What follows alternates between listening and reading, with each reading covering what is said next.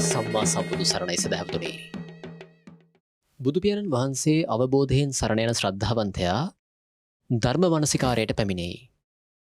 එබැවින් අපි බුද්ධ රත්නයේ ගුණ මනාකොට හැඳින අවබෝධයෙන් බුද්ධ රත්නය සරණ යමු. සදහැවතුනි, ඔබ මේ ශ්‍රවණය කිරීමට බලාපොරොත්තු වන ධර්ම දේශනාවත් ඒ සඳහා ඔබට මහෝපකාරී වේවායි ප්‍රාර්ථනා කරමින් ඔබ අප කෙරෙහි අනුකම්පාවෙන් බෞද්ධ රූපවාහිනියේ මේ පැයට නියමිත දායකත්ව ධර්මදේශනාව සිදු කිරීම සඳහා බෞද්ධ රූපවාහිනී මැදිරියට වැඩම කළ පූජ්‍යපාද කෝරළයාගම සරණතිස්ස ගෞරවනීය ස්වාමින් වහන්සේ අපි ප්‍රථමයෙන් සාදුනාදදී නමස්කාර පූර්වක පිළිගනිමු. සාදු සාදු සාදු.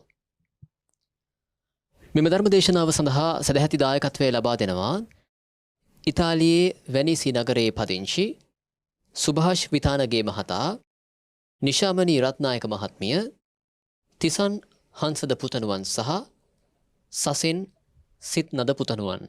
නමෝ තස්ස භගවතු අරහතු සබ්බ ධම්මේසු අප්පටිහත ඥානචාරස්ස දස බලධරස්ස චතුවේ සාරජ්‍ය විසරදස්ස සබ්බ සත්තුත්තමස්ස ධම්මිස්සරස්ස ධම්මරාජස්ස ධම්මස්සාමිස්ස තථාගතස්ස සබ්බඤුනෝ සම්මා සම්බුද්දස්ස.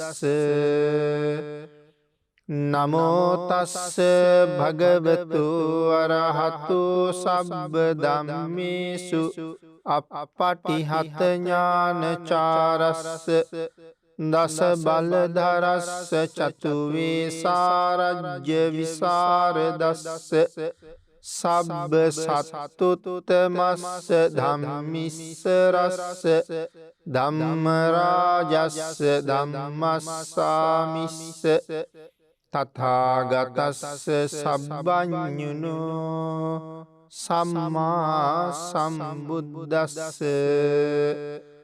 නමෝ තස්ස භගවතු අරහතු සබ්බ ධම්මේසු අප්පටිහත ඥානචාරස්ස දස බලධරස්ස චතුවේ සාරජ්‍ය විසරදස්ස සබ්බ සත්තුත්තමස්ස ධම්මිස්සරස්ස ධම්මරාජස්ස ධම්මස්සාමිස්ස තථාගතස්ස සබ්බඤුනෝ සම්මා සම්බුද්දස්ස.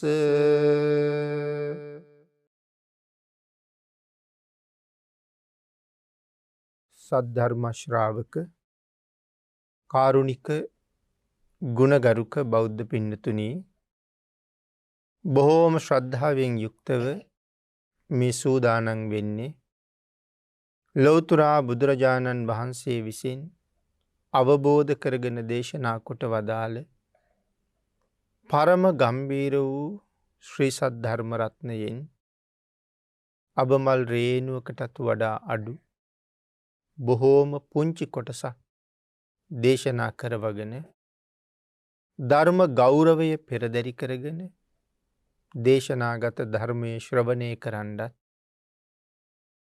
එසේ ධර්ම ශ්‍රවණය කිරීමෙන් ලැබෙන අවවාද අනුශාසනා තම තමන්ගේ ජීවිතවලට එකතු කරගෙන වඩාත් නිවැරදි මෙලව ජීවිතයක් සකස් කරගන්නත්, ඒ තුළින් සුගතිගාමී වූ පරලොව ආයිති භවයකින් සැනසෙන්නත්, අවසානයේ ප්‍රාර්ථනා කරන බෝධියෙන් සැප සහිත ප්‍රතිපදාවෙන්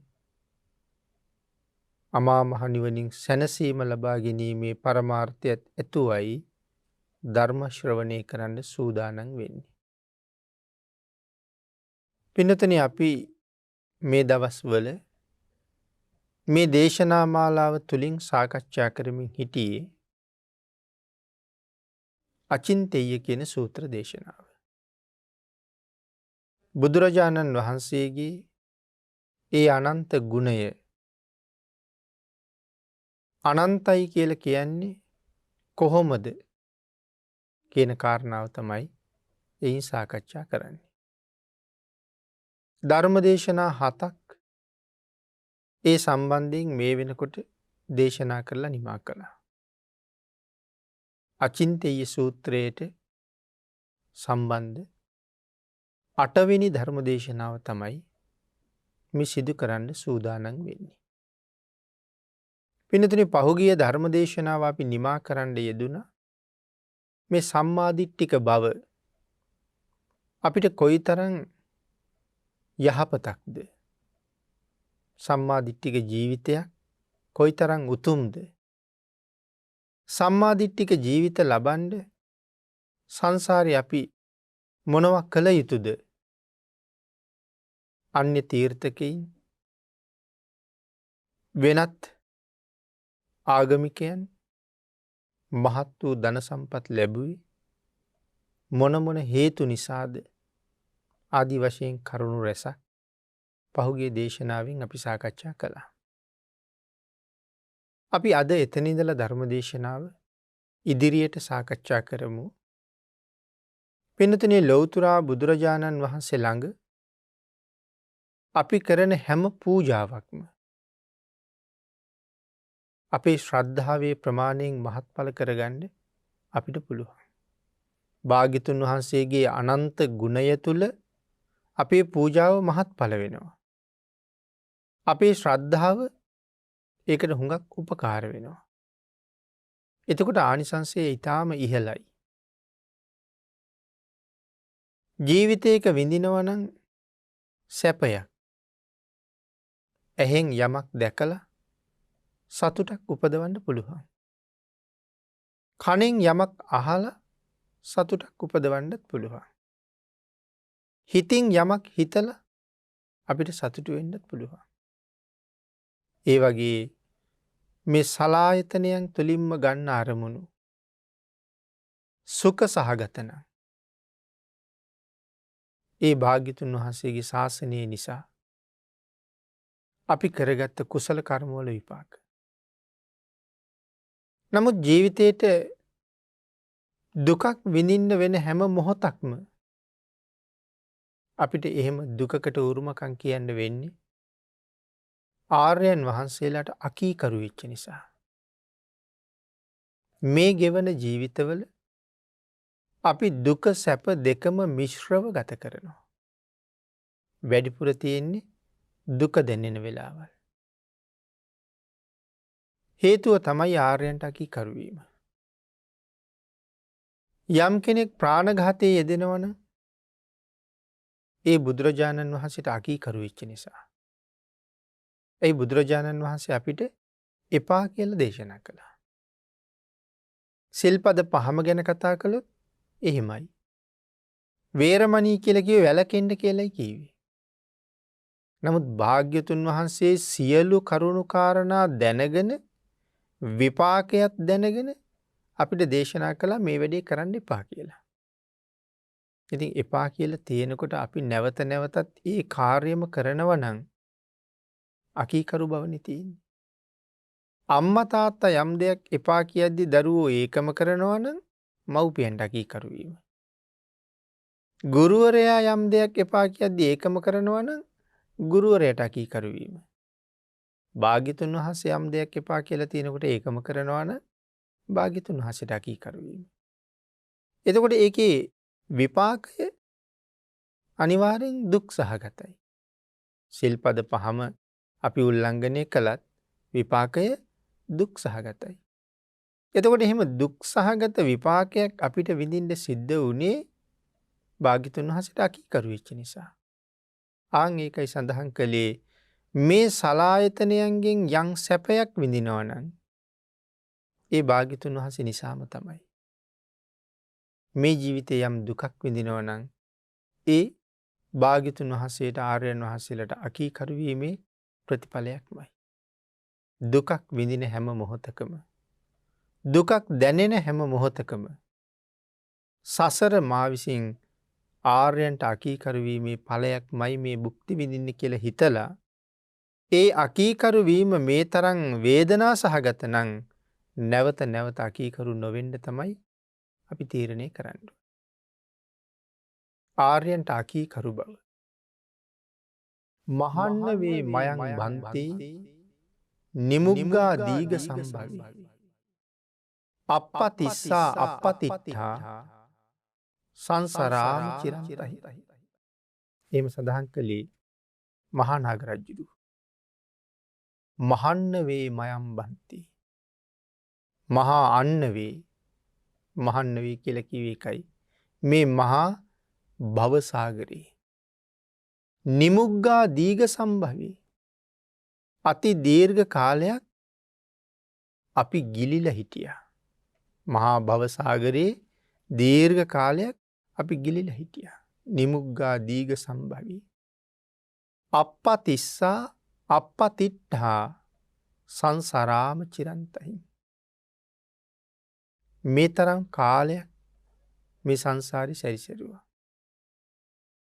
ඒ තරහි තුම්හේ ආපජ්‍ය පතිට්ටං අධිගච්චරි. දීර්ඝ කාලයක් සංසාරි සැරිසැරුවේ ආර්යයන්ට අකීකරු වෙච්ච නිසා. එහෙනම් මේ වෙලාවේ අපිට ලැබිල තියෙනවා පිහිට. අපිට ලැබිල තියෙනවා සරණ. නිමුග්ගා දීග සම්සම්. අපපතිස්සා අපපතිට්ඨා සංසරාම චිරන්තහි. ඒ තරහි තුම්හේ ආපජ්ජය පතිට්ටං අධිගච්ඡරි. දීර්ඝ කාලයක් භව සංසාරේ ගිලිල හිටපු අපිට දැන් පිහිටන්ඩ තැනක් ලැබිල තියෙනවා. ඒ කවුද පිහිටන්ඩ ලැබිච්ච තැන? ඒ තමයි භාග්‍යතුන් වහන්සේ ලෝකෙ පහළ වෙච්ච නිසා. ඒ නිසා ස්වාමීනී ඔබ වහන්සේට වැඳල මේ සංසාරයෙන් අපි ගොඩට යනවා. මහානාග රජුරු කියනවා. ඔබ වහන්සේට වැඳල මේ සංසාරයෙන් අපි ගොඩට යනවා. එනම් භාග්‍යතුන් වහන්සේගේ ශාසනයේ ලැබිල තියෙන මෙවන් අවස්ථාවල් වල අපි නැවත නැවත බොහෝ කුසල් සිද්ධ කරගෙන මේ සසරින් එතර යන්න උත්සාහ කරන්න ඕනේ. අදත් සතර අපායෙන් වෙන් වෙලා සතර අපාය කියන තැන නෙමෙයි අපි මේ ඉන්නේ. දැන් අපි සතර අපායෙන් දැනට මිදිලා ඉන්නේ. නමුත් සතර අපාය සත්වයාගේ මහගෙදර වාගේ. අපි එහෙනම් සතර අපායෙන් මිදුනේ වෙන කවුරුවත් හින්දා නෙමෙයි. බුදුරජාණන් වහන්සේ නිසාම තමයි. අපි දැන් කතා කරන්නේ සැපයක් වින්දානම් ඒ භාග්‍යතුන් වහන්සේ නිසා කියලා. මේ විඳින්නෙත් සැපයක්. මෙතන ඉන්නේ බුදුරජාණන් වහන්සේ හින්දා. ඒකයි අර රජුරුත් සඳහන් කළේ. පිහිටන්ඩ තැනක් ලැබුණා ඒ භාග්‍යතුන් වහන්සේ නිසා. ඒ හින්දා මෙතෙන්ට ආවට පස්සේ අපි තාමත් බුද්ධාන්තරයක ඉන්නවා. මනා ප්‍රයෝජන නෙලාගෙන සංසාරයෙන් එතර යන්න, භවසයුරෙන් එතර යන්න, සතර අපායෙන් මිදෙන්නම තමයි කටයුතු කරන්න ඕනේ. ඒ නිසා මෙතන සඳහන් කළා විශේෂයෙන් කරුණු පැහැදිලි කරනකොට අපේ බුදුරජාණන් වහන්සේ ඔබටත් මටත් මේ සංසාරේ කරලා තියෙන උපකාරය මෙච්චරක් මෙපමණක් කියලා සීමාවක් නෑ. සසර පුරාම උපකාර කරලා තියෙනවා බුදුරජාණන් වහන්සේලා. අපේ භාග්‍යතුන් වහන්සේ සිද්ධාර්ථ බෝසතාණන් වහන්සේ හැටියට මෙලව උපද්දවපු අම්මා බුදුරජාණන් වහන්සේට ණයයි. සාමාන්‍ය ලෝකෙ හැටි දරුවෝ මව්පියන්ට ණයයි. නමුත් මහබෝසතාණන් වහන්සේගේ අම්මා ලෞතුරා බුදුරජාණන් වහන්සේට ණයයි. ඇයි භාග්‍යතුන් වහන්සේට ණය අම්මා? අපි අම්මට ණය වෙනකොට මහාමායා දේවින් වහන්සේත් සුද්ධෝදන රජුරුවත් භාග්‍යතුන් වහන්සේට ණයයි. මව්පියන්ට තියෙන ණය අපිට කවදාවත් ගෙවලා ඉවර කරන්න බෑ. ඒක ධර්මයෙන් සඳහන් කළා. හැබැයි ඉවර කරන්න ක්‍රමයකුත් ධර්මයේ තුලම දේශනා කළා. අපිට පුළුවන් සිල් ගන්නේ නැති මව්පියෝ සීලයට යොමු කරන්න. තිසරණ නැත්තම් තිසරණයට හරවනවා. පන්සිල් නැත්තම් පන්සිල් ආරක්ෂා කරන කෙනෙක් බවට පත් කරවනවා. එතෙන්ට ගෙනාවට පස්සේ උපෝසත සිල් සමාදන් කරවන්න කටයුතු කරන්න පුළුවන්. ලෝභයි නම් හරියට ඒගොල්ලන්ගේ ලෝභකම අත්හැරලා ඒගොල්ලෝ දන් දෙන්න කැමැත්ත ඇති කරවලා දානයට යොමු කරන්න පුළුවන්. යම් දරුවෙකුට පුළුවන් නම් තෙරුවන් සරණ නොගිය මව්පියෝ තිසරණයට ගේන්න. සිල් ආරක්ෂා නොකරන මව්පියෝ සීලයට ගේන්න. දන් නොදෙන මව්පියෝ දානයට යොමු කරන්න. ආන් ඒ දරුවා මව්පියන්ට තියෙන ණයෙන් නිදහස් වෙනවා. ධර්මයේ සඳහන් කරනවා මේ ලෝකේ යම් කෙනෙක් නිසා තවත් කෙනෙක් තෙරුවන් සරණ ගියා නම් තමන් තෙරුවන් සරණ ගියේ අහවලා නිසයි කියලා අපිට කියන්න පුළුවන් නම් ආන් ඒ අපිව තෙරුවන් සරණ යවාපු කෙනාට අපිට කවදාවත් ණය ගෙවලා ඉවර කරන්න බෑ කියලා. මව්පියන්ගේ ණය ගෙවුවත් තිසරණෙහි පිහිටවපු කෙනාට ණය ගෙවන්න බැරුව යනවා. එහෙනම් ලෞතර බුදුරජාණන් වහන්සේටම අපි ණයයි. මුලින්ම පින්නතිනි මහා බ්‍රහ්මයා අපේ භාග්‍යතුන් වහන්සේට මේ මුළු සක්වල පුරාම ඔතාපු රං දන් වෙලා පූජා කළා. මහා මේරු පර්වතයේ තරම් උසයි. ඒ බුදුරජාණන් වහන්සේට උපහාර පූජාවක්. නමුත් භාග්‍යතුන් වහන්සේට තියෙන ණය නම් එකකින් ගෙවෙන්නේ. සතර අපායෙන් නිදහස් වෙන්න අපිට මඟ කියලා දුන්න බුදුරජාණන් වහන්සේට අපිට කවදාවත් ණය ගෙවලා ඉවර කරන්න බෑ. ඒ නිසා සඳහන් කළා මේ ලෝකේ ණය නැති අනන සුඛයාණන් වහන්සේ මහා බ්‍රහ්මයාත් කතා කරන්නේ එහෙමයි. සහම්පති බ්‍රහ්මරාජයා දහම් දේශනා කරන්න බුදුරජාණන් වහන්සේට ආරාධනා කරපු වෙලාවේ මුලින්ම මේ වචනේ පාවිච්චි කළා. අනන සුඛ කියන වචනේ.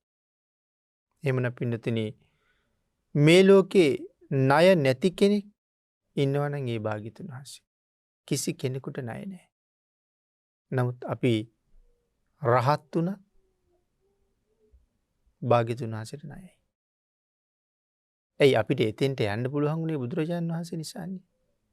ඒකේ ණය ගෙවන්න බෑනේ අපිට. නමුත් ලෞතර බුදුරජාණන් වහන්සේ අහවලා නිසා බුදු වුණේ කියලා කතාවක් නෑනේ. තමන් වහන්සේ තනියමම තමයි ලෝක සත්වයා සංසාරයෙන් එතර කරන මඟ හොයාගන්න.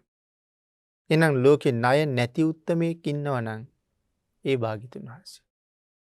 මව්පියන්ට කළ යුතු ප්‍රත්‍යූපකාර ටික ඔක්කොම කරලා අපි මව්පිය ණයෙන් නිදහස් වුණත් අපිට බුදුරජාණන් වහන්සේට තියෙන ණයෙන් නම් නිදහස් වෙන්න බෑ.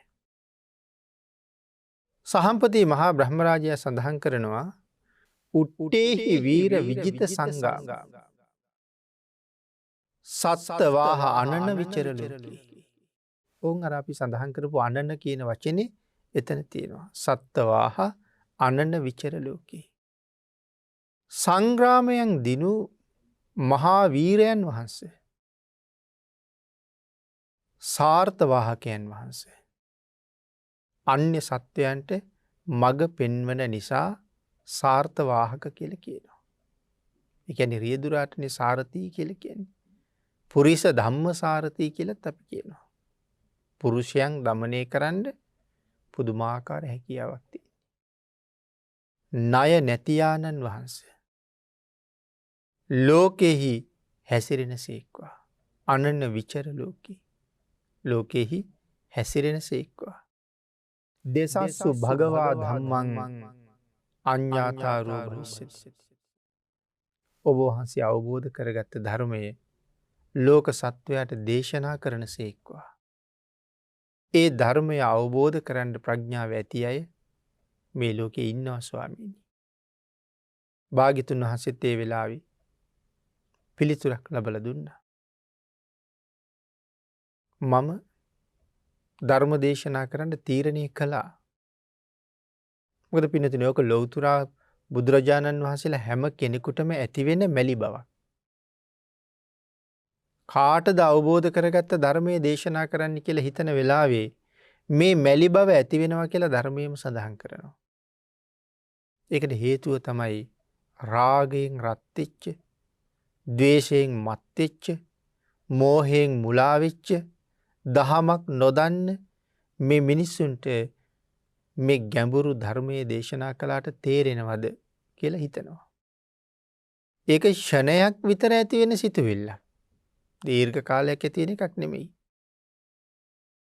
ඉතින් හැම බුදුරජාණන් වහන්සේ නමකටම ඇති වෙන මේ මැලි බව අපේ භාග්‍යතුන් වහන්සේටත් ඇති වුණා. හැබැයි සඳහන් කරනවා ඒ ඇති වෙනවත් එක්කම දිව්‍ය ලෝක බ්‍රහ්ම ලෝක කැළඹෙන්න පටන් ගත්තා කියලා. අපි ඉවරයි භාග්‍යතුන් වහන්සේ ධර්මයේ දේශනා නොකළොත් අපි ඉවරයි කියලා කැළඹෙනවා.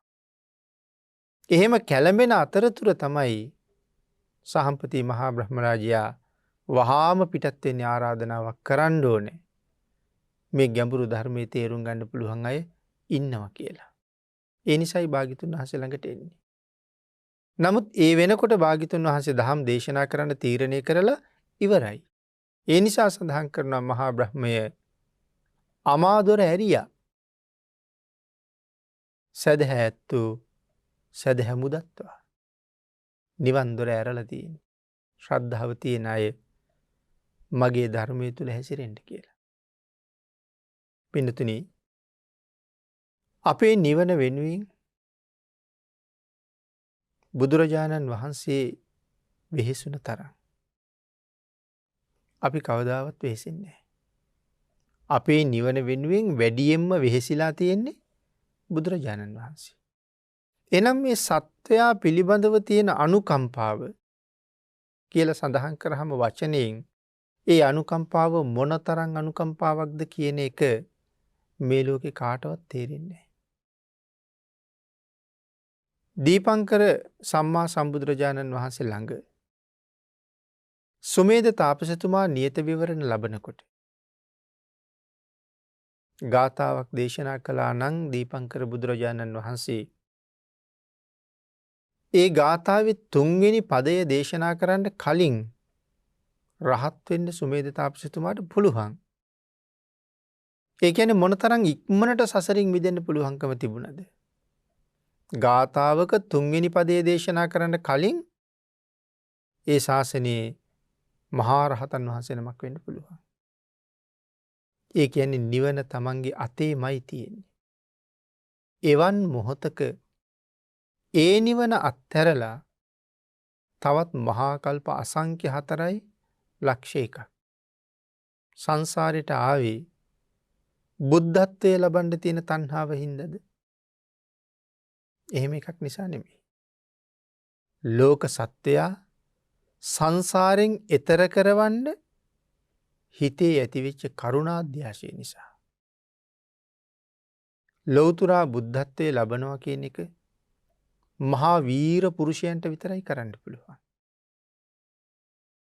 ඒ වාගේ වීර පුරුෂයෝ ලෝකේ පහළ වෙන්නේ ඊ타ත්ම කලාතුරකින්. ඒකනේ බුදුවරු මෙච්චර දුර්ලභ. කල්ප අසංඛ්‍ය ගණන් ගෙවෙනවා බුදුරජාණන් වහන්සේලා නැහැ. දැන් අනාගතයේට මෛත්‍රී භාග්‍යතුන් වහන්සේ පහළ වෙනවා. ඒක අපි ධර්මයේ තුලින් හොඳට අහලා තියෙනවා. නමුත් මෛත්‍රී භාග්‍යතුන් වහන්සේගෙන් පස්සේ මහා කල්ප අසංඛ්‍යයක් විතර යනකම් බුද්ධ ශූන්‍යයි. මහා කල්ප අසංඛ්‍යයක් කියලා කියහම මහා කල්පම 1.140 බුද්ධ ශූන්‍යයි කියලා කියන්නේ ඔය කාලයේ තුල පහළ වෙන්න පාරමිතා පුරලා නිමා කරපු බෝධිසත්වයෙක් නැහැ කියන එකනේ. එහෙනම් බෝසත්වරු මොන තරම් දුර්ලභද? ඇයි බෝසත්වරු මෙච්චර දුර්ලභ? බුද්ධත්වය කියලා කියන්නේ ඒ තරම්ම අමාරු කාර්යයක්. අතේ තිබිච්ච නිවන පසෙක දාලා ලෞතුරා බුද්ධත්වය ලබනවා කියලා තීරණය කළේ තමන් වහන්සේ සතුව එවන් වීරියක් තියෙන නිසා. එවන් වීරිය තියෙන වීර්යවන්ත පුරුෂයෝ මේ වාගේ පහසුවෙන් සංසාරයෙන් එතර වුණොත් කවුද පින්නතුනි අපිට පිහිට වෙන්නේ? කවුද අපිව සතර අපායෙන් ගලවන්නේ? මුලින් සඳහන් කළා අද මෙතන මෙහෙම ඉන්නේ බුදුරජාණන් වහන්සේ නිසාමයි කියලා. එහෙම නුණා නම් මේ වෙනකොට සතර අපායේ සංසාරේ කොහි දුක් විඳීද? ආන් ඒක නිසා පුදුමාකාර අනුකම්පාවක්. තමන් වහන්සේ ලෝක සත්වයා සසරින් මුදවන්න යනකොට තමන්ටත් දුකක් විඳින්න වෙන බව දන්නවා. නමුත් එය පසෙක තියෙනවා බොහෝ දෙනාගේ සුවය වෙනුවෙන්. ඒ නිසා බුදුවරුන්ට අපි හැමදාම ණයයි. ඒක ගෙවල ඉවර කරන්න බෑ පින්නතුනි කවදාවත්. බුදුරජාණන් වහන්සේට කොච්චර වැන්දත් මදි. දවසේ පැය 24ම මුළු ජීවිත කාලෙම බුදු ගුණම කිය කිය හිටියත් අපි භාග්‍යතුන් වහන්සේට උපහාර කළා නම් වෙන්නේ. ඒ ණය ගෙවල ඉවර කරන්න කවදාවත්ම බැරුව යනවා. එහෙනම් අපි වෙනුවෙන් වැඩියෙන් දුක් විඳි භාග්‍යතුන් වහන්සේමයි. මහා කල්ප අසංඛ්‍ය 4ක් තවත් ලක්ෂ 1ක් කී පාරක් අපාය යන්න ඇද්ද? කී කාලයක් තිරිසන් වුණාද? කී කාලයක් මනුෂ්‍ය වෙලා නොයෙක් දෙනාගේ තාඩන පීඩන වලට ලක් වුණාද? ශාන්තිවාදී තාපසතුමා විඳපු දුක අපි අහලා තියෙනවා. කලාබු රජුරු කන් දෙක කපලා, නහය කපලා, අතපය කපලා, කොට කෑල්ලක් වගේ ලාකඩ වාගේ මුළු ශරීරයේම ලෙයින්ම තෙමිලා රතු පාට වෙලා. අපිට මේ ටික අහගෙන ඉන්න විතරක් පුළුවන්. ඇඟිල්ලක් ටිකක් කැපුණාම තියෙන දැවිල්ලක් වේදනාව කන කපලා අයින් කරාම නහය මූණ මැද්දෙන් ගලවලා අයින් කරාම කපලා උරපත්ත ගාවින් අත් දෙක කපාම කලව මුලින් කකුල් දෙක කපාම කොහොම වේදනාවක් දරන්නේ? එතකොට සුමේද තාපසතුමා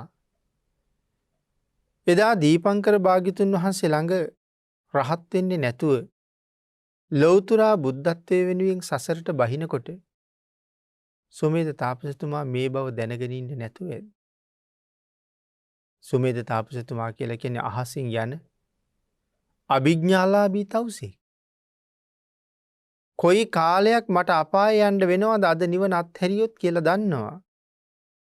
මෙච්චර දුක් විඳින්න සංසාරයට බැස්සේ අපි හින්දානේ.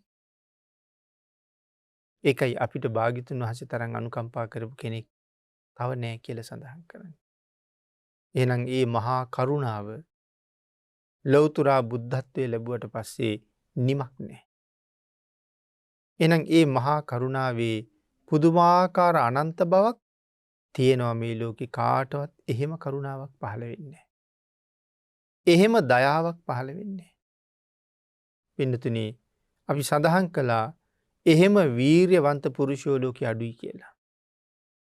එවන් අය පහසුවෙන් නිවන හොයාගත්තොත් සසර සත්වය අතරමං වෙනවා. උදාහරණයක් සඳහන් කරනවා.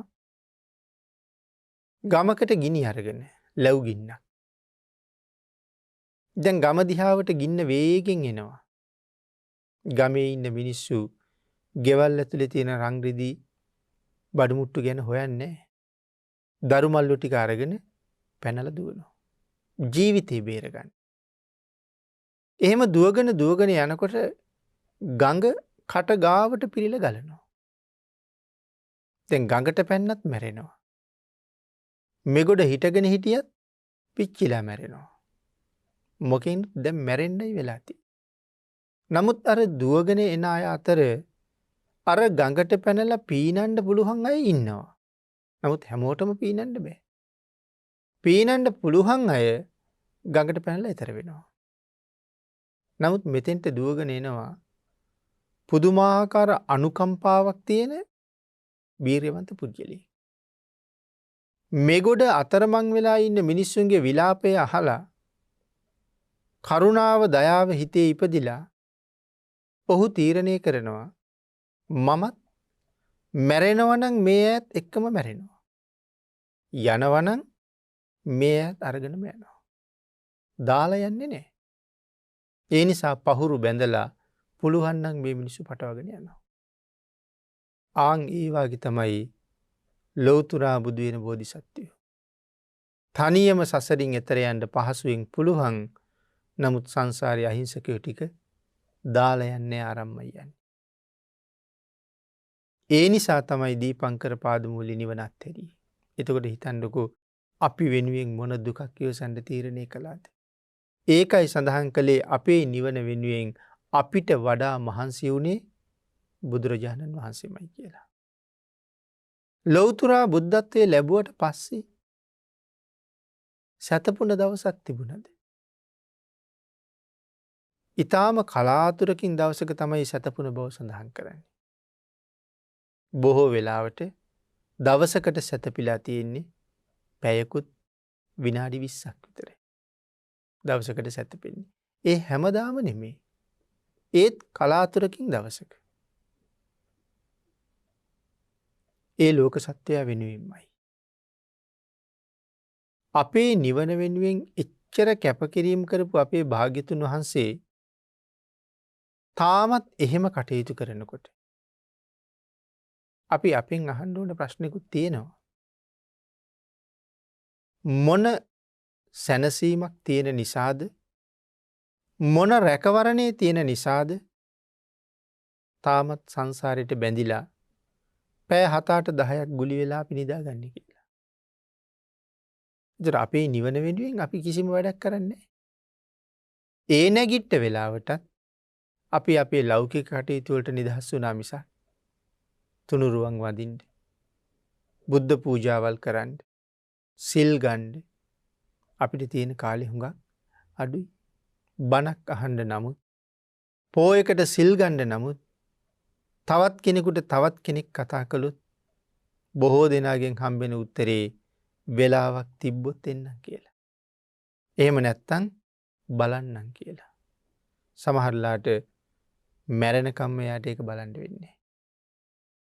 ඒ කියන්නේ අපේ නිවන වෙනුවෙන් අපි කරපු දෙයක් නෑ වගේ. නමුත් භාග්‍යතුන් වහන්සේ අපි වෙනුවෙන් හරියට දුක් විඳා.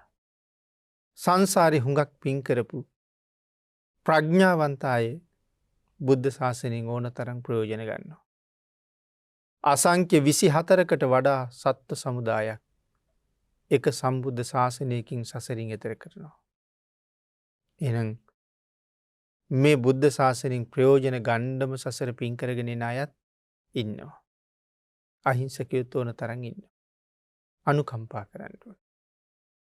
ඊළඟට පින්නතුනි අපේ බුදුරජාණන් වහන්සේ අපි වෙනුවෙන්ම ජීවිත කෝටි ප්‍රකෝටි ගණන් දුක් විඳලා බුද්ධත්වයේ සාක්ෂාත් කරලා අපටම අනුකම්පා කරලා 45 අවුරුද්දක් තිස්සේ 84000ක් තරම් මහා ධර්මස්කන්ධයක් දේශනා කළා. ඒ සර්වඥතා ඥාණයෙන් දන්න ප්‍රමාණයද පින්නතුනි දන්න ප්‍රමාණයේ සීමාවක් නැහැ. භාග්‍යතුන් වහන්සේම උපමාවක් දේශනා කළානේ. මහා ඇටේරිය වනාන්තරයකට ඇතුල් වෙලා භාග්‍යතුන් වහන්සේ දේශනා කරපු ධර්මස්කන්ධය කොච්චරද? මේ ඇටේරිය වනාන්තරයේ වැටිලා තියෙන කොළ වලින් කොළ මිටක් අරගෙන අහනවා මේ බිම වැටිලා තියෙන කොළයි ගස්වල තියෙන කොළයි කොච්චර ප්‍රමාණයක්ද? මගේ අතේ තියෙන කොළ කොච්චර ප්‍රමාණයක්.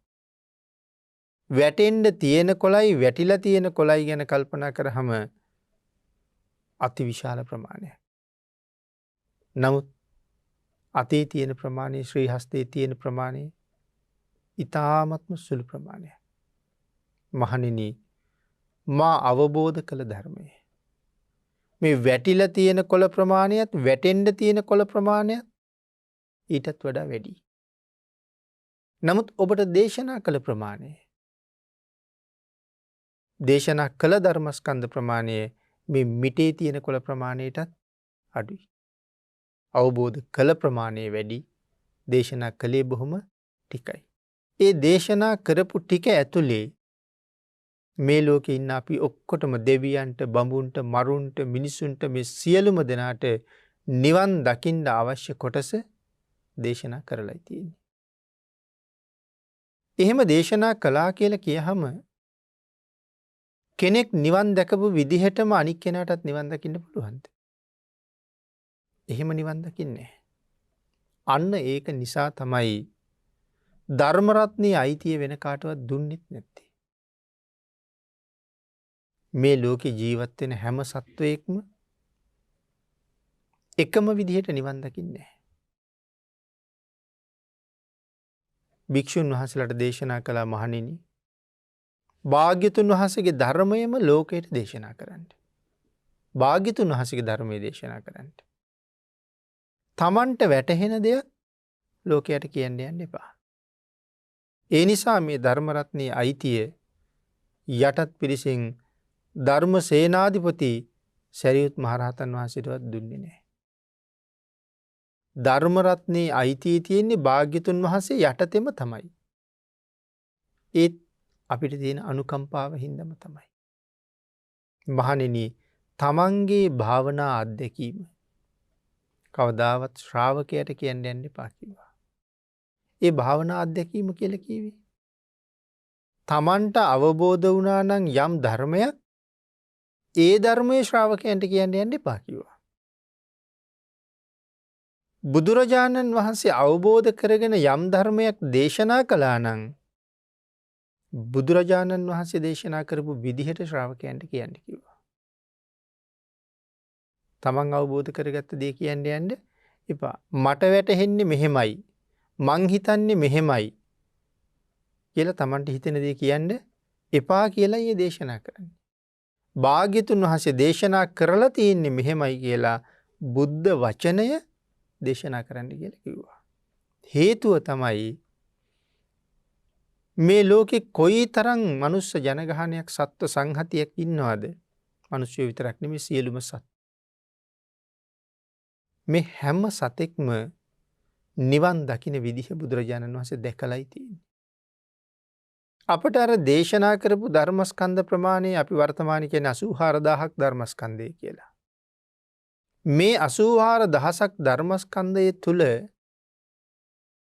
මේ සියලුම සත්වයන්ගේ නිවනට හේතු වෙන කරුණු ටික තියෙනවා. එක එක්කෙනා තම තමන්ට ගැළපෙන විදිහට ඒ නිවනට ගමන් කරනවන්ද අවශ්‍ය කරුණු එතන තියෙනවා. තවත් විදිහකට කිව්වොත් නිවන කියලා කියන්නේ එක ලක්ෂයක්. නමුත් එතෙන්ට යන්න කෝටි ප්‍රකෝටි ගාණක් ඉන්නවා. ඒ කෝටි ප්‍රකෝටි ගාණක් ඉන්න සත්ව සංහතිය හැමෝටම අර නිවන කියන තනි ලක්ෂය ගාවට යන්න තමන්ටම ආවේනික වෙච්ච පෞද්ගලික තනි පාරක් තියෙනවා. හැම සත්වයකටම පෞද්ගලික තනි පාරක් තියෙනවා. ඒ පාර මේ ලෝකේ දන්නවනම් කෙනෙක් ඒ දන්නේ බුදුරජාණන් වහන්සේ විතරමයි. මගේ පාර මේ 84000ක් ධර්මස්කන්ධය ඇතුලේ තියෙනවා. මෙතන බණ අහන අපි කීප දෙනාම නිවන් දකින්නේ එක සමානව නෙමෙයි. අපි සියලු දෙනාටම පෞද්ගලික පාරක් තියෙනවා නිවනට යන්න. ඒක අර 84000ක් ධර්මස්කන්ධයේ ඇතුලේ මගේ පාර තියෙනවා.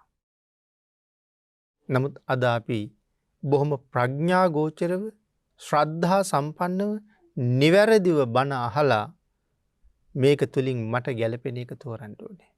මගේ පාර. ඇඳුම් ගොඩාක් ගෙනල්ලා එක තැනක දැම්මහම හැමෝම ගිහිල්ලා තම තමන්ට ගැළපෙන ඇඳුම් තෝරගන්නවා. ඒ වගේ තමයි 84000ක් ධර්මස්කන්ධය තුල මට නිවනට හේතු වෙන පාර තියෙනවා. මම දක්ෂ වෙන්න ඕනේ මගේ පාර හොයාගන්න.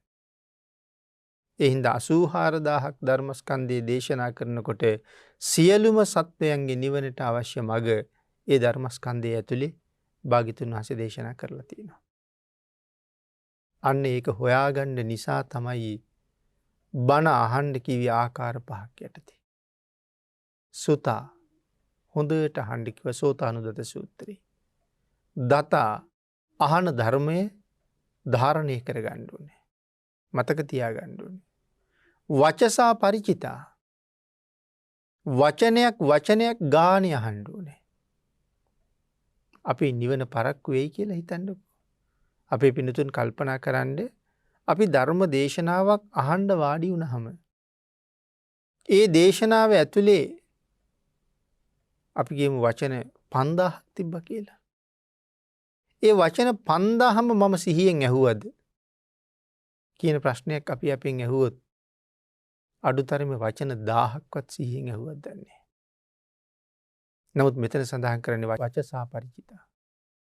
වචනයක් ගානේ අහන්න ඕනේ. එහෙනම් එහෙම බණ අහන්නත් අපිට සෑහෙන කාලයක් පුරුදු කරන්න වෙනවා. බණ ඇහුවා කියලා කීවට අපිට තව ලොකුවට සහනයක් ලැබිලා නැහනේ. ඒ මෙහෙම අහලා නැති හින්දා. අපි වැඩි වෙලාවක් අපිට බණ අහලා නෙමෙයි තියෙන්නේ, අපි බණ ඇහිලා තියෙන්නේ. බණ ඇහුනට ඒ නිවන් මඟ හොයන්න බෑ. අහන්න ඕනේ. වචනයක් ගානේ අහන්න ඕනේ. එහෙම බණ අහන අය මිනිස්සු අතර ඉන්නවා. වචනයක් ගානේ අහන්න ඕනේ. මොකද අර එක වචනයක්වත් මගාරින් නැතිකොට තමයි මගේ ජීවිතේ වෙනස් කරන බණපද ටික මට හම්බ වෙන්නේ. නැත්නම් වෙන වැඩවල ඉඳගෙන බණ අහපුවාම අර මට අවශ්‍යම වචන ටික මගේ ඇරෙන්න පුළුවන්. දේශනා 100ක් ජීවිතේ ඇහුවොත් මගේ ජීවිතේ වෙනස් කරන බණපද ටික ඒ දේශනා 100ම ඇතුලේ නැහැ. සමහරට එක දේශනාවක තියෙන්නේ. ඒක එතනින් මග ඇරුණා කියලා කියන්නේ ආය සෑහෙන කාලයකට මග ඇරෙනවා කියන එකයි. එහෙනම් අහනකොට වචනයක් ගානේ අහන්න ඕනේ. මනසානුපෙක්කිතා. තමන් අහපු ධර්මය තමන්ගේ භාෂාවට හරවා ගන්න ඕනේ. කියන්නේ ඇහුවේ පාලියෙන් නම් ඒක තමන්ගේ භාෂාවට හරවා ගන්නත් පුළුවන් වෙන්න ඕනේ. දිට්ඨියා සුප්පටිවිද්දා. ආන්ගේ අහපු දේශනාව තමන්ගේ හිතින් ආපහු මෙනෙහි කරන්න පුළුවන්කම තියෙන්න ඕනේ. විදර්ශනා කරන්න පුළුවන්කම තියෙන්න ඕනේ. මනවින් දේශනාව දිහා බලන්න පුළුවන් වෙන්න ඕනේ. වචනයක් ගානේ ඇහුවනම් පුළුවන්. ආන් එතකොට අපූර්වට ඒ දේශනාව කොටස් වෙලා Tamanට පේනවා. මේ දේශනාවේ මුල් විනාඩි 15 දානය ගැනයි සාකච්ඡා කළේ. දෙවැනි විනාඩි 10 සීලය ගැනයි සාකච්ඡා කළේ. තුන්වෙනි විනාඩි 15 චතුරාර්ය සත්‍ය ගැනයි කතා කළේ.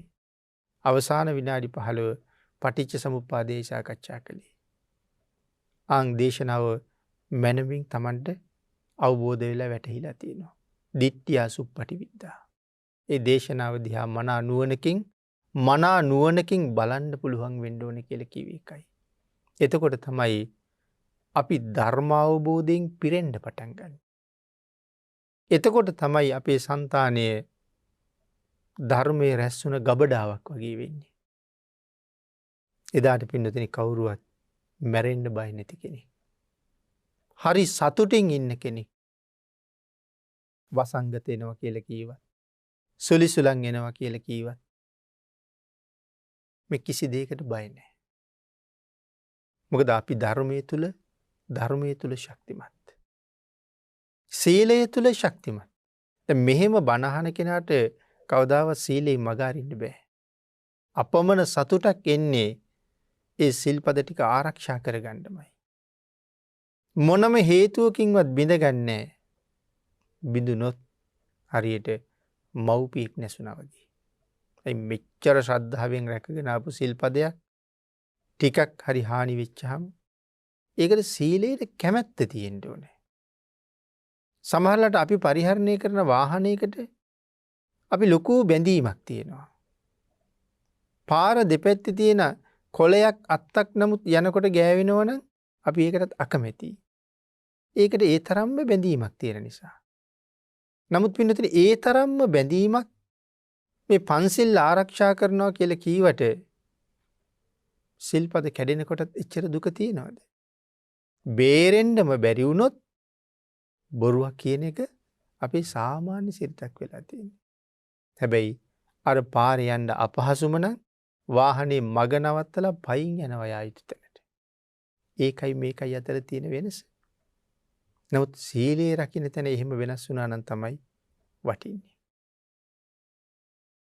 ඊතා සුළු කාලයක්, ඊතා කෙටි කාලයක් මේ සීලය ආරක්ෂා කරගත්තත් ඊටාම මහත්ඵලයි. ඊටාම ශ්‍රේෂ්ඨයි. ඒ සඳහා ওই දේවතා සංයුත්තකේ වගේ බොහෝ කරුණු දක්වලා තියෙනවා. ඒ නිසා භාග්‍යතුන් වහන්සේ අපට අනුකම්පා කළා.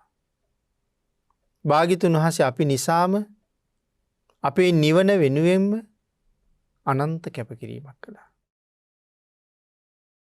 ඒක තමයි මහා කරුණාව. ඒක තමයි මහා දයාව. ඒක තමයි මේ කරුණා සමාපatti ඥානය. ඒ හැම එකකම තියෙන්නේ පුදුමාකාර අනන්ත බවක්. අපට නොතේරෙන තරමටම අපට පිහිට වෙලයි තියෙන්නේ. අවාසනාව කියලා කියන්නේ ඒ පිහිට ජීවිතයට එකතු කරගන්න අපිට තව බැරි වෙච්ච එකයි. එහෙම නොවි අපේ ජීවිතයට භාග්‍යතුන් වහන්සේගේ කරුණාව ලැබලා අපි භාග්‍යතුන් වහන්සේට කීකරු වෙලා භාග්‍යතුන් වහන්සේගේ කීකරු ශිෂ්‍යයෝ බවට පත්වෙච්ච දවසට බුදුරජාණන් වහන්සේ අපිට ළඟයි. කීකරු ශිෂ්‍යයාට ගුරුවරයා ළඟයිනේ. අනික කීකරු ශිෂ්‍යයාට ගුරුවරයා හොඳට සලකනවා. හොඳට බලනවා. එහෙනම් අපි භාග්‍යතුන් වහන්සේට කීකරු වෙන්න වෙනවා. එදාට භාග්‍යතුන් වහන්සේ අපිට ළඟයි. ඒ කීකරුයි කියලා කියන්නේ 100%ක්ම කීකරු වෙන්න ඕනේ. 100ට ප්‍රමාණයක් කීකරු වුණාට කීකරුයි කියන්නේ. 100%ක්ම කීකරු කෙනාට තමයි හොඳටම සලකන්නේ. ඉතින් භාග්‍යතුන් වහන්සේ අපිට ළඟ නම් පින්නතින් අපි සතර අපායෙන් හොඟ හැතයි. එතෙන්ට යන්න අපේ ජීවිත පෝෂණය කරගන්න පුළුවන් තරම් භාග්‍යතුන් වහන්සේට ලං වෙන්න හැබෑම කීකරු ශ්‍රාවකයෙක් බවට පත් වෙන්න කටයුතු කරන්න මේ ලැබිලා තියෙන අවස්ථාව අපිට සුළුපටු නෑ. බුද්ධාන්තරයේ ලැබුණා සම්මාදිට්ඨික මනුස්ස ජීවිතයක් ලැබුණා. හිත්වල දියුණු කරගන්න පුළුවන් ශ්‍රද්ධාවක් තියෙනවා. පොහොර දාලා වතුර දාලා ඒක නැගිටවන්න පුළුවන්. එහෙම ශ්‍රද්ධාවක් අපිට තියෙනවා. අවශ්‍ය දියුණු කරගන්නයි. ඒ ශ්‍රද්ධාව දියුණු කරගෙන සතර අපායට පිටුපාලා සුගතියට මුහුණලා මැරෙන්න ඉඩට පුළුවන්. සුගතියෙන් සුගතියට ගමන් කරලා ප්‍රාර්ථනා කරන බෝධියෙන් සැප සහිත ප්‍රතිපදාවෙන් උතුම් චතුරාර්ය සත්‍ය ධර්මය අවබෝධ කරගන්න මේ ලැබිච්ච අවස්ථාව මග හරින්න නැතුව ප්‍රයෝජන ගන්න අපිට භාග්‍යතුන් වහන්සේගේ ආශිර්වාදයෙන්ම ශක්තිය ධෛර්යය භාග්‍ය වාසනාව උදා වේවා කියලා ප්‍රාර්ථනා කරමු. පින්තුනි අද මේ උතුම් ධර්ම දේශනාවේ දායකත්වයේ දරනු ලබන්නේ ඉතාලියේ වැනීෂි නගරයේ පදිංචි සුභාෂ් විතානගේ මහත්මයා සහ නිශාමනී රත්නායක මහත්මිය තිසන් හන්සඳ පුතණුවන් සහ සසේන් සිත්නද පුතණුවන් විසින් උතුම් අරමුණු කීපයක් සිහිපත් කරනවා. නිදන ප්‍රාප්තියට පත්වන චිත්‍ර සුභද්‍රා විතානගේ මෑණියන්, මේරී පෙරේරා මිත්තනිය, ටීඑල් විල්සන්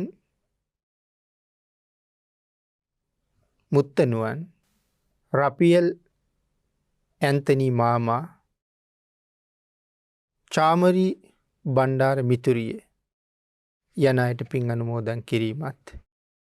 ඊට අමතරව සියලු දෙනාට සද්ධර්මය වටහා දීමට මඟ පෙන්වන ගෞරවනීය ස්වාමින් වහන්සේට නිදුක් නිරෝගී භාවයේ චිරජීවනය ලැබේවා කියලා අපටත් ආශිර්වාද කරනවා.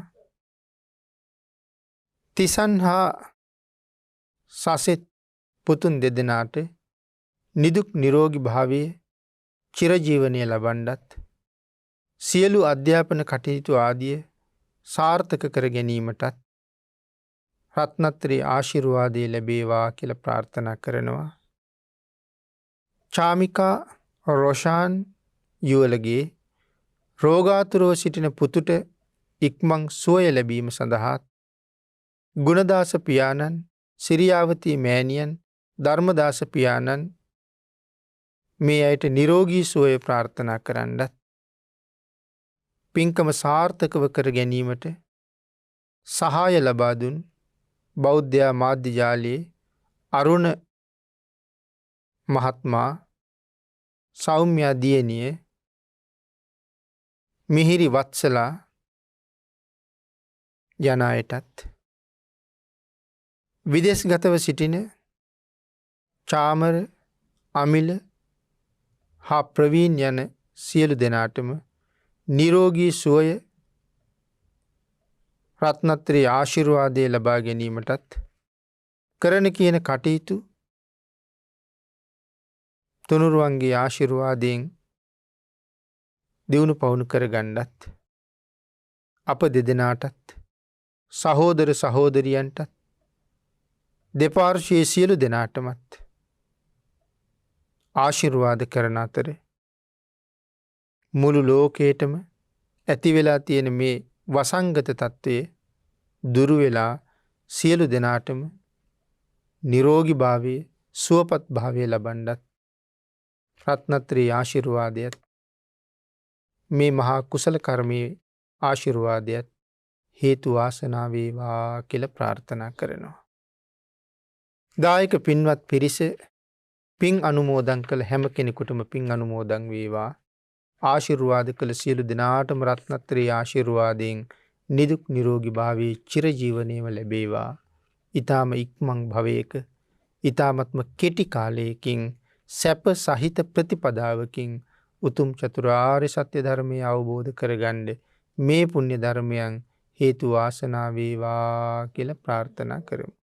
ආකාශට්ඨා ච බුම්මට්ඨා දේවා නාග මහිද්దికා පුඤ්ඤන්තං අනුමෝදිත්වා චිරං රක්ඛන්තු ලෝක සාසනං දේවෝ වස්සතු කාලේන සස්ය සම්පත්ති හෝතු ච පීතෝ භවතු ලෝකෝ ච රාජා භවතු ධම්මිකෝ.